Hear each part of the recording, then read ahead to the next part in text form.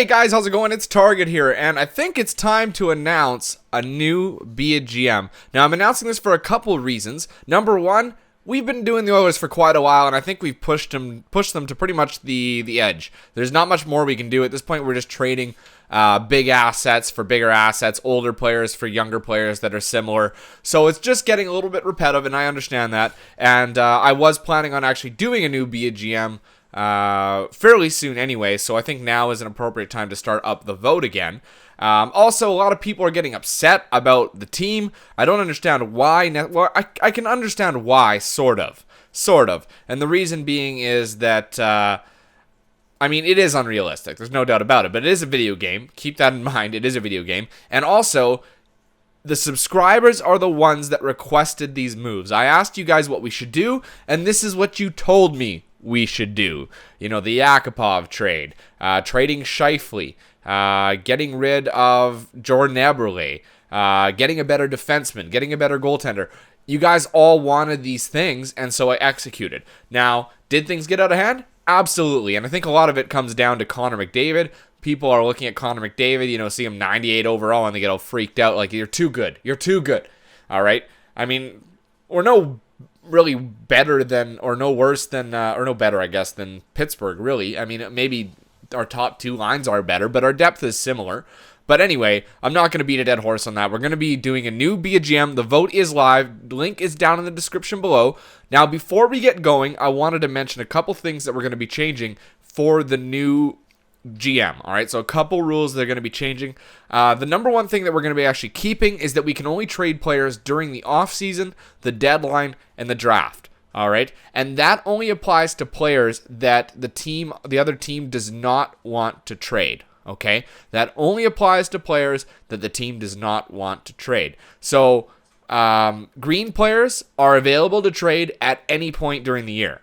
All right, so if I want to make a move for a defenseman, and there's a defenseman that the team wants to get rid of, and they want one of my forwards, I can make that trade, because that is the game telling me that it works both for both sides of the trade, and it makes it a little bit more realistic. Okay. Rule number 2. The next 3 are going to be brand new rules that we haven't done before. Number 2 is only current and next year's picks are in play. This will keep me from trading 2017 first round picks, 2018, 19, that have such tremendous value for players that can help me now as opposed to later. When you see real trades in the NHL, you do not see picks traded outside of the current and the next year. So to make things a little bit more realistic, that's something that I'm going to be doing going forward. So just this year's and next year's picks will be in play, and that's rounds 1 through 7. It doesn't really matter there. I can possess as many picks as I want in each of those rounds, and I can get rid of as many picks as I want for each round of those years, is what I meant to say. Rule number 3, the second brand new rule, third rule complete, like overall, is instead of doing a 0.85 as the re-sign number, remember, for those of you that aren't aware, what you do is you multiply their asking price by 0.85, and that's the lowest amount that they will accept. I'm going to increase that now to 0.90. So what happens is I will save 10% on all contracts that are being re-signed. Somebody suggests that I do only 5%, but I think 5% is a little ridiculous. In some sense, you're really just splitting hairs. So I think 10% is a nice round, even number, because I can't just knock 500,000 off every contract, right? Because there's guys that ask $1 million. I knock 500,000 off. They're not going to accept half of what they were asking for, all right? So we're now going to move it to 0.9 instead of 0.85. And the final rule that I'm going to enact for the next Be a GM is that I cannot employ more than 3 first-line players, okay?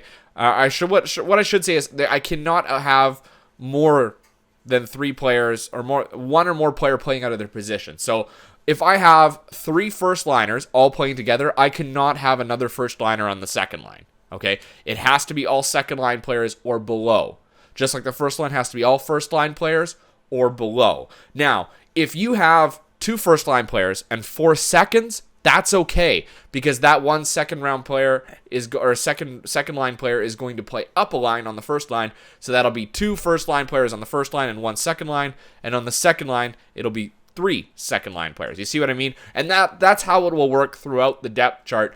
This will keep me from getting the likes of Taylor Hall, Ryan Nugent-Hopkins, Connor McDavid, Travis Konecny, they're all first-line players. Valerie Nichushkin, first-line player. Andrew Ladd, first-line player. Our first 2 lines were all first-line players, okay? And the same is going to apply for defense. Not that happens as much, but you're never going to have 4 top 2s or 3 top 2s. It's always going to be just the 2 top 2s, 2 top 4s, 2 top 6s. We can't play anybody out of position. What this will do is going to help us create a more realistic depth chart for the team.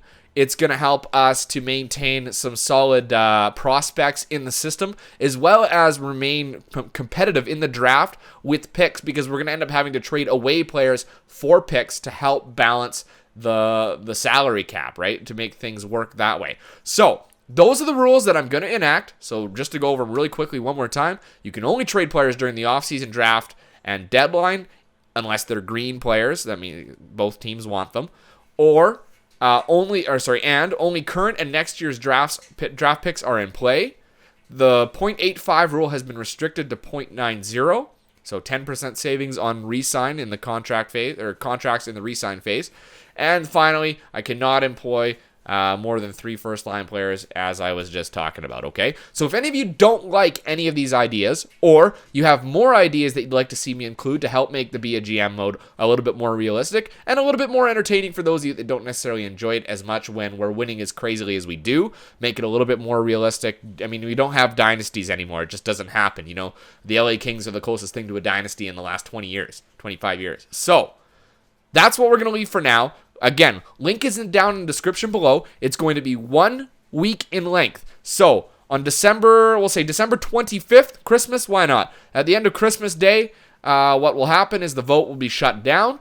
Every single team, excluding the Edmonton Oilers, are involved in the vote. Now, normally I would do a tournament bracket where it'd be, each division would choose you choose a team from each division.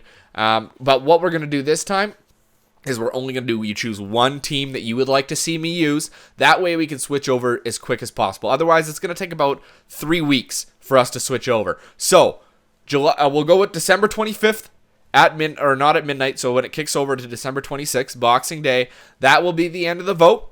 And that's Mountain Time, guys. So for those of you living in Ontario that operate under Eastern Standard Time, or anybody in that area, it's going to be 2 hours ahead, so that's 2 a.m. that it will end on Boxing Day.